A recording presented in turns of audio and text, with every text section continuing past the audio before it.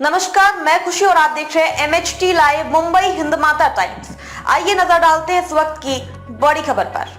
इन राज्यों में नंबर 1 बनेगी भाजपा। प्रशांत किशोर ने कांग्रेस की कमजोर कड़ी का किया जिक्र, बताया बीजेपी 370 सीटें जीत सकेगी या नहीं।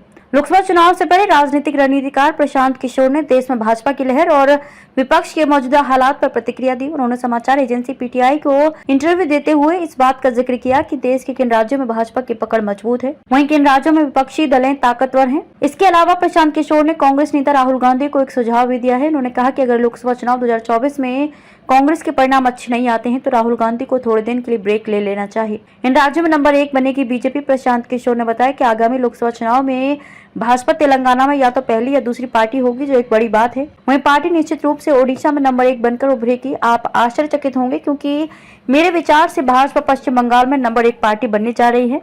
वहीं तमिलनाडु जैसे राज्यों में भाजपा का वोट प्रतिशत डबल डिजिट में पहुंच सकता है। भाजपा के 370 वाले लक्ष्य पर क्या बोले प्रशांत किशोर। हालांकि उन्होंने इस बात पर जोर दिया कि भाजपा के 370 सीटें जीतने की संभावना नहीं है। भाजपा इसी लक्ष्य को लेकर चुनावी मैदान में उतरी है। इसके अलावा भाजपा पश्चिमी भारत में अपनी पकड़ बनाने में बरकरार रहेगी। प्रशांत किशोर ने राहुल के वायनाड के चुनाव लड़ने पर साधा निशाना। प्रशांत किशोर ने कहा कि अगर आप यूपी, बिहार और मध्य प्रदेश में नहीं जीतते हैं तो वायनाड से जीतने का कोई फायदा नहीं है। रणनीतिक रूप से मैं कह सकता हूं कि राहुल गांधी का अमेठी से न लड़ने से जनता के बीच एक गलत संदेश जाएगा। आपको बता दें कि इस बार राहुल गांधी वायनाड लोकसभा सीट से चुनाव लड़ रहे हैं। उन्होंने कहा कि मोदी ने 2014 में अपने गृह राज्य गुजरात के अलावा उत्तर प्रदेश से चुनाव लड़ने का विकल्प चुना था, क्योंकि आप भारत को तब तक नहीं जीत सकते जब तक आप हिंदी पट्टी को नहीं जीतते या हिंदी पट्टी में महत्वपूर्ण उपस्थिति ही नहीं रखते। खबरों में अब तक के लिए बस इतना ही। फिर होगी आपसे मुलाकात ऐसी ही एक और बड़ी खबर के साथ। तब तक के लिए नमस्कार और देखते रहिए MHT live Mumbai Hindmata times.